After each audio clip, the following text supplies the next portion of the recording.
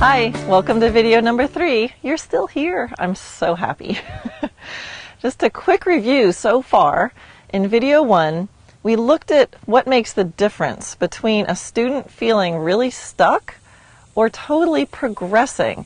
And what we figured out is it's not so much having to do with the information or resources or their natural ability, but it has to do with them being able to effectively communicate with their horse and be able to trust their instincts.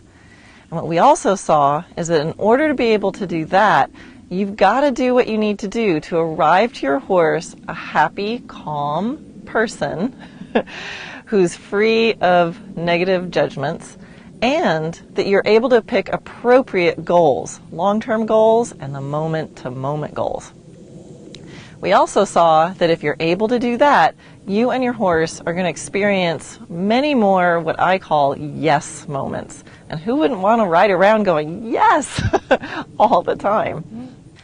In video 2, we talked about how important it is to understand their bodies.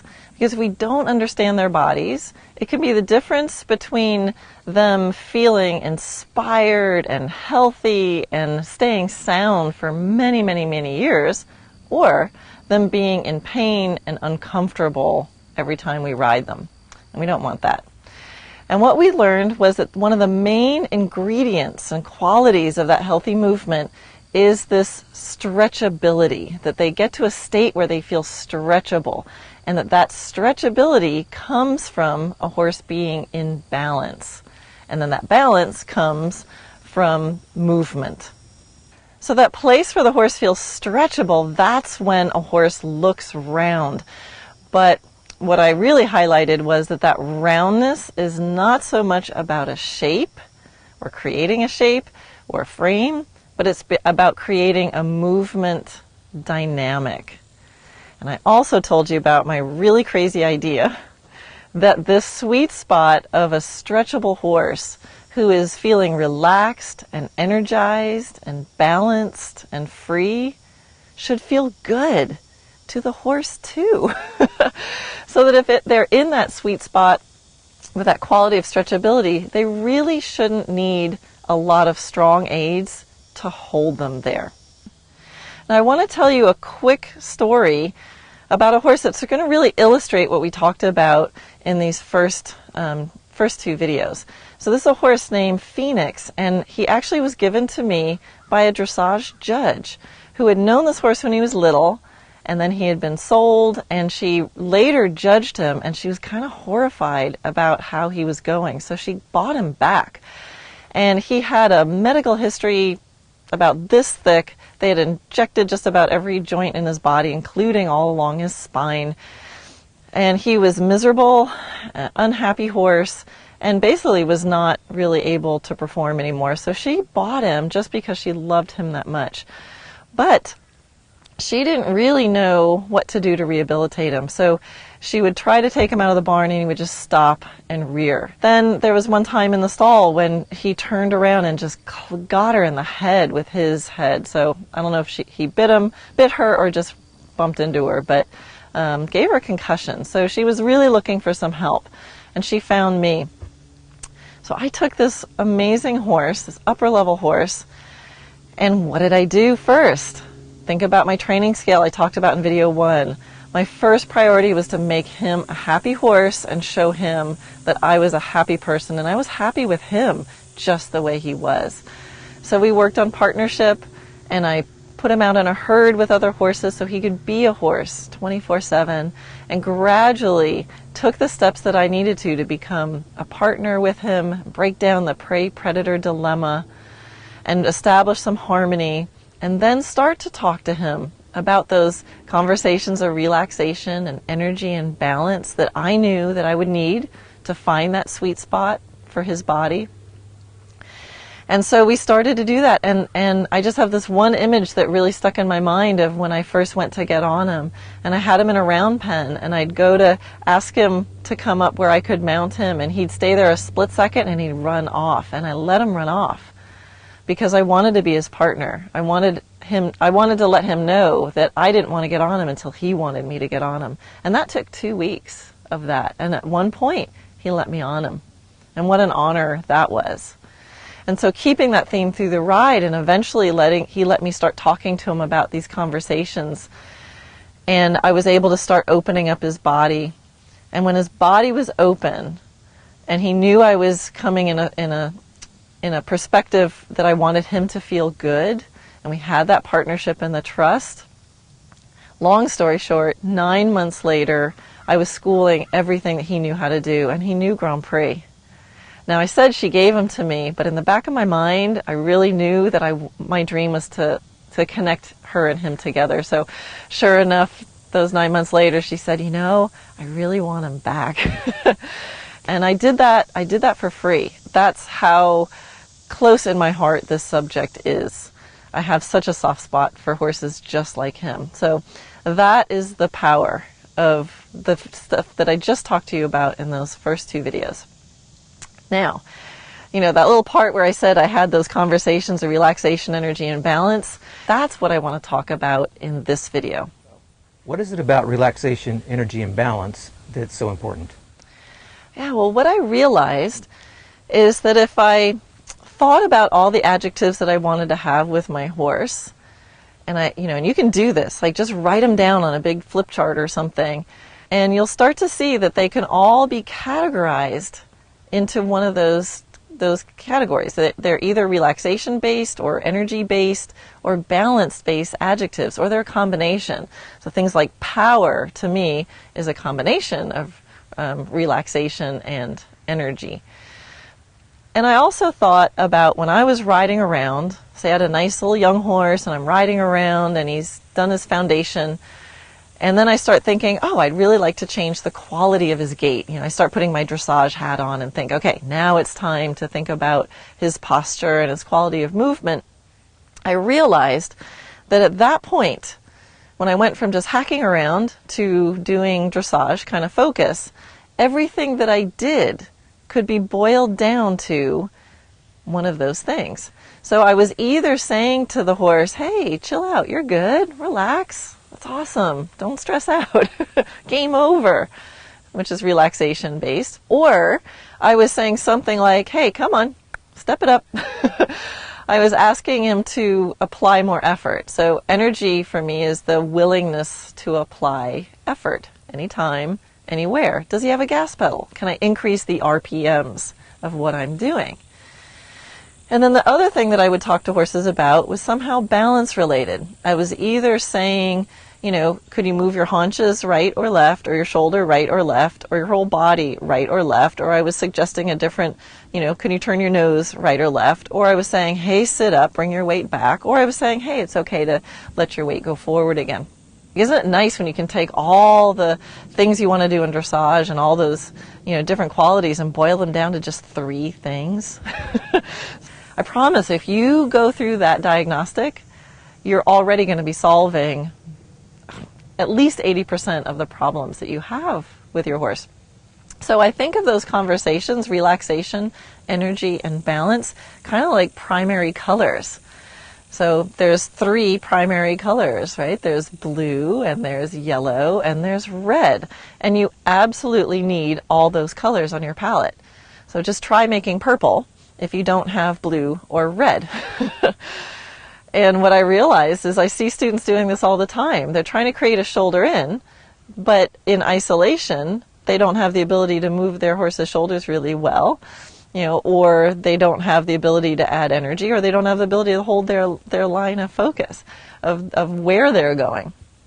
So it just sort of made sense to me that you need to have those 3 basic components, and from there you can create everything. So what about asking your horse to be round? Isn't that a conversation too? Yeah, it is. And if you watch a lot of dressage lessons, it seems to be the biggest conversation. And there's so many people who get stuck with like, I can't get my horse on the bit, right? That's a big subject. But as we talked about, as I mentioned just a minute ago, and we talked about earlier, that round look is because of a dynamic of movement, and we change their movement by talking to them about relaxation, energy, and balance. So the idea is that posture of roundness is something that starts in their body and their minds, and then we are able to receive that connection. So now my original dressage training was excellent, and I was always taught to ride in lightness and ride with hands that were thinking forward. But then later, when I started playing with horses at Liberty and doing bridleless, it really drove this point home, that we're not creating posture with our reins. Our reins are receiving and connecting with what's going on in the horse's body. Now that idea can really change everything that you're doing with your horse. But it is what dressage asks for. I was taught in dressage that you ride from back to front, that your horse establishes the connection. And really our biggest goal in riding a horse round is to not mess it up. Our hands usually end up doing more to get in the way than anything else. So our biggest goal is to be able to ride and hold hands with our horse in a way that doesn't mess up that beautiful movement pattern and posture that we just played with using our conversations of relaxation, energy, and balance. Now what I just said in this last 1 minute is a big concept. So let that sink in a little bit, and hopefully by the time we're done with this video, you'll really understand it even better. How do you play with relaxation, energy, and balance? Yeah, there's a few key things. One is that you've got to have a really clear picture of what those ingredients feel like in isolation. So not in the middle of something complex, but all by itself. So find the easiest and most basic form of those conversations. And so then once we get used to feeling what our horse feels like when they offer energy or move a hindquarter or can totally relax, then we start to play with them. And we play with them searching for this magic something, just like an artist would take a little blue and a little red and then maybe a little something else and mix it in until they get just the right version of purple or green or whatever it is they're trying to create. And then when we get to that, we go to neutral. So it seems simple, right? Have a picture of what you want, test the conversations. When you have the conversations working, play with them together, and then go to neutral. And what's important is the playing with it part. Now, I've done this a few times with a few horses, so I'm experienced. And sometimes the more experienced you are, the harder it is to stay curious and to experiment. The more you go, oh, I know exactly what this needs. This horse needs to put his inside hind leg under 2 inches more, and he definitely needs his shoulder to be here and his head to be here. And what I found is that no matter what experience you have, that in reality, you're still experimenting with it. And this is what I think the really good trainers do, is they have their antennas out and they're always really feeling for things. Use your feel more than your logic. And then when you're done riding, you can try to figure out the logic of what just worked. But the more you experiment, the more successful you're going to be. When you're first playing with this, play with them in isolation in the most basic form. So for example, your horse is standing still. Think to yourself, I'd like his left hind leg to take 1 step to the right. Think it, do it in your body, and your horse should have done it already. And if they don't, support it, and then go again until you feel that you can think about it and your horse can go, oh, I know what she's going to do, and then you do it together. And it's really worth taking the time to do that. If you were to do that with each leg of your horse in each direction, really exploring your ability to talk about balance, you're going to find out a lot. You're going to find out which leg moves easier, which leg moves harder. You're going to learn about their core crookedness. You're going to learn that if their natural balance is with their weight all on that right front, it's going to be really hard to move that right front. And in trying to, those cicadas are crazy, and in trying to do what you need to do and have the horse do what he needs to do to be able to lighten that front leg, you're already starting to improve his core balance.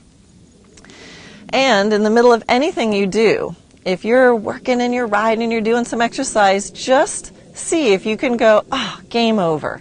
And kind of picture like the way a runner when they cross the finish line, right? They don't just screech to a halt, but there's a clear moment when that race is over and you can see it on the expression on their face. It's an instant moment in time. Split second before, they're in full effort. Split second after, they're like just trotting it out. So anytime, anywhere, when you're riding your horse, can you switch to game over and have your horse know beyond a shadow of a doubt that the exercise is done and take the pressure off?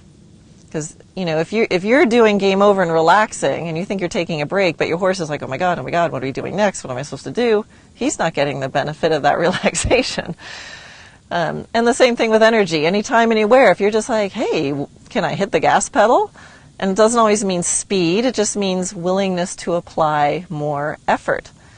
And so if you take the time to really do these in isolation, you're going to start recognizing the feeling, not only of those particular moves, but recognizing the feeling of a horse going, what? I got it. Yes. And if you have that, then you're going to be able to much better diagnose in the middle of something complex. Like I said, if you're doing a shoulder in and it's not working, you're going to recognize the feeling of like, oh yeah, this is a moving the shoulder issue, or oh yeah, I just asked for more energy and they can't do it. Or you might say, you know what, this is the feeling of my horse really trying. I know that he's trying to do everything, but we're just not coordinated yet.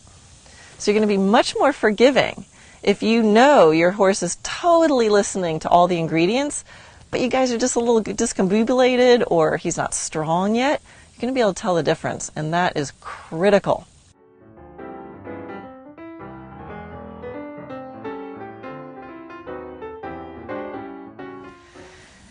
Now, we're going to get even more specific because, how good do those conversations need to be? Is it just a matter of like, oh good, I got my horse to move his hind end, or I really was able to push his shoulder over there, or I was really able to hold him in this? Like, no, those are controlling aids. And this is where a lot of people get stuck. And especially if you become a very powerful rider and you have lots of techniques, it's kind of easy to get good at your controlling aids. And so you end up doing everything for the horse. And this is something that holds people back, and again, they don't even know they're holding it back.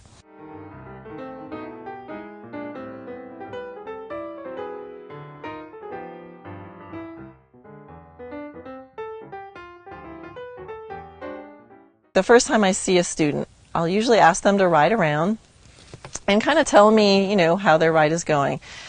So I get to feel, or I get to learn what they're doing and how it looks.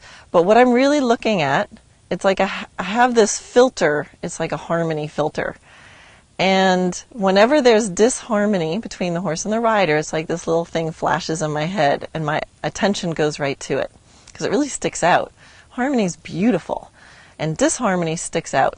So I try to look at the body language of the rider and the horse, and I can tell when one of those conversations isn't working.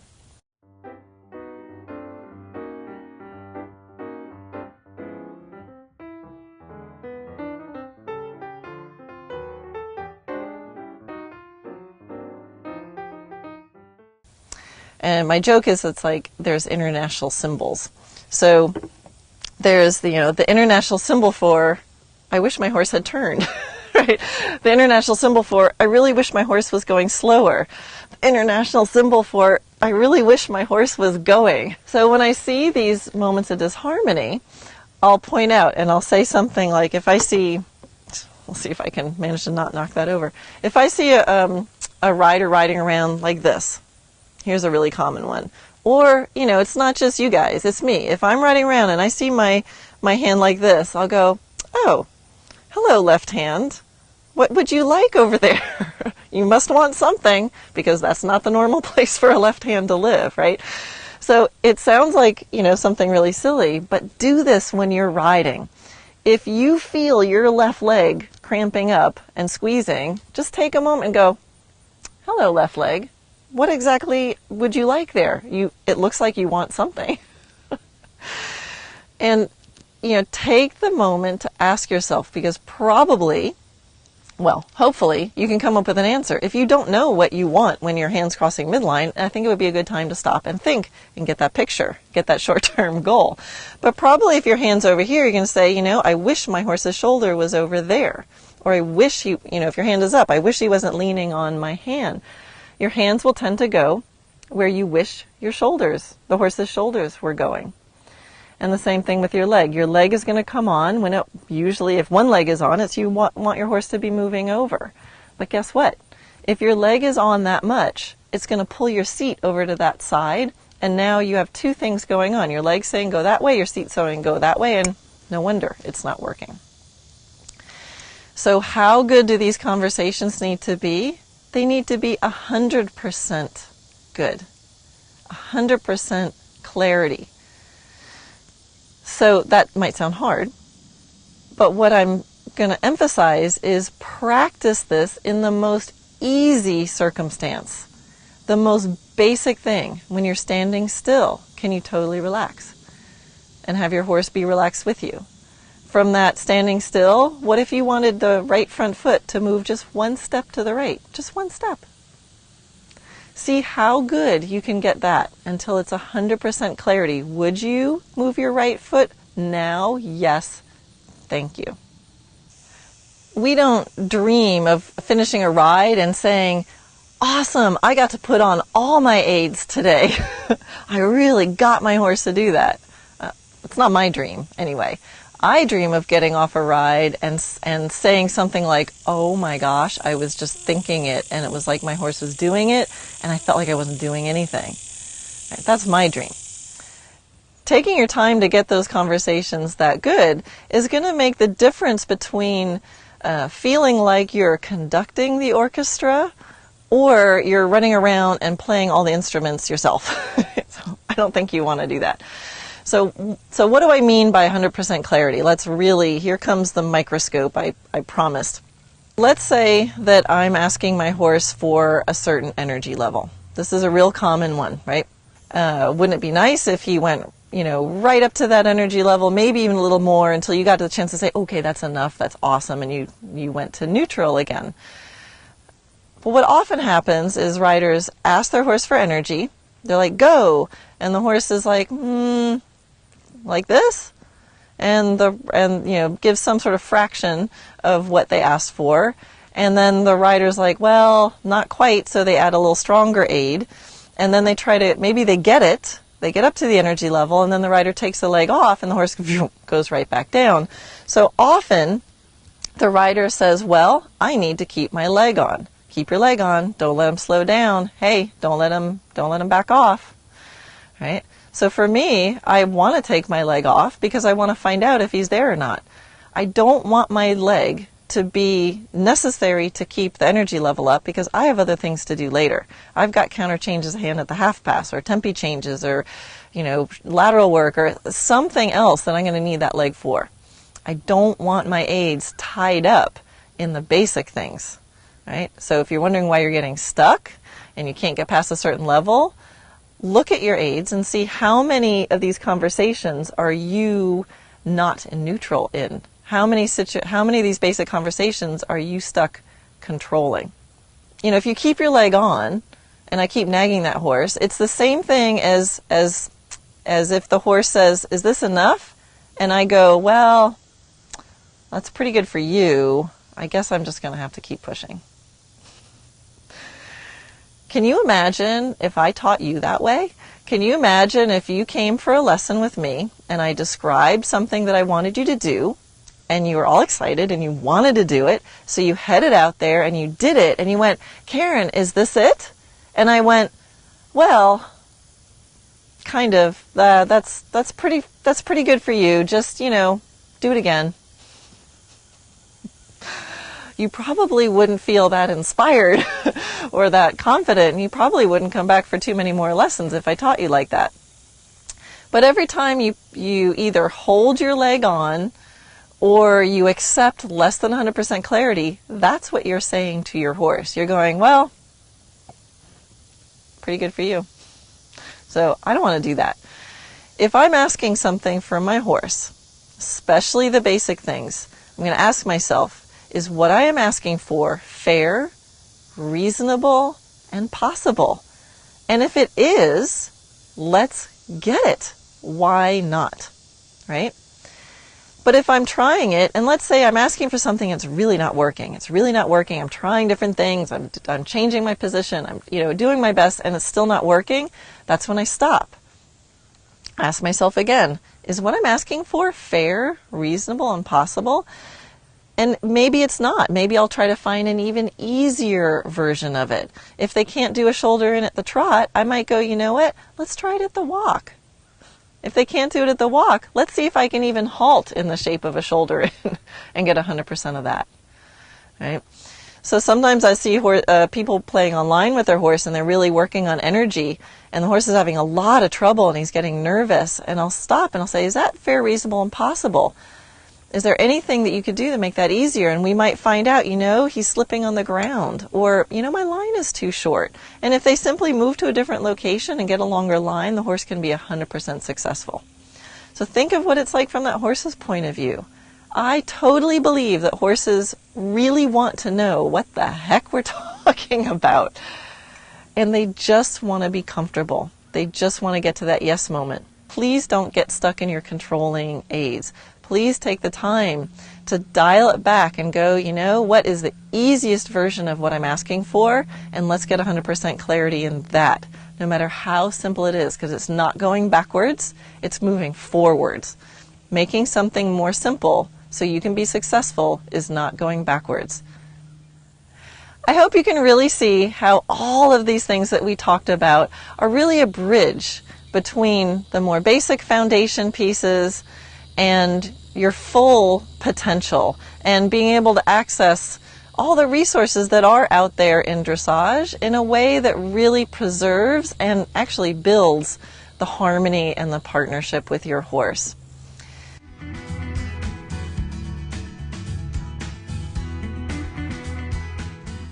I've really, really enjoyed making these. Wait, this can't be the end.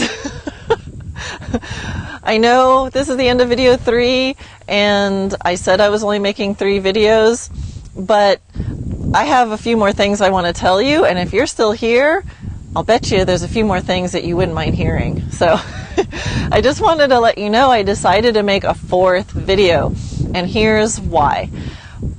First, I thought it would be really cool if I could tell some stories of real-life horses and students to kind of illustrate exactly the kind of results that you can get from the concepts we talked about. And the other reason I wanted to make a 4th video is to tell you a little bit more about exactly how you can take these steps and put them into action. So I have a lot of resources on my website that you can get to right now, but I've been getting a ton of emails from people about asking how I can work with them.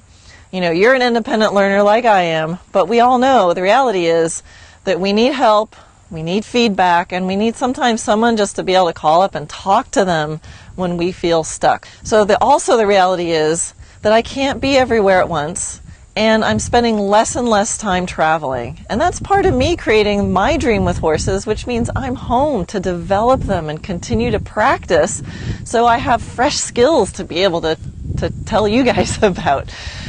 So the virtual arena is where all the magic is happening with students right now. And I know you probably don't know what I mean by the virtual arena, so I'd like to share a little bit about that with you.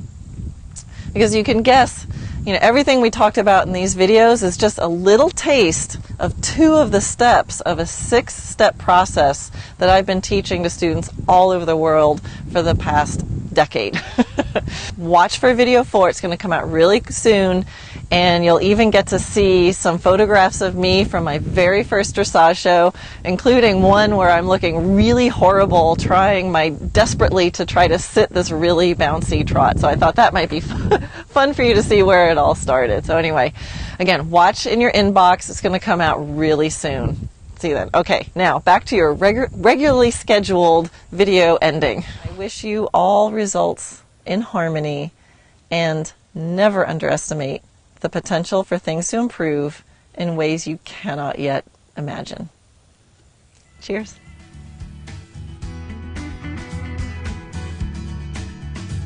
Hey, and this time we didn't have any bloopers. Yay! Oh, I said... When I say 100%, you might be going, oh, that sounds really... Ooh, bug. I'm not going to move too much. Okay. Oh, yeah.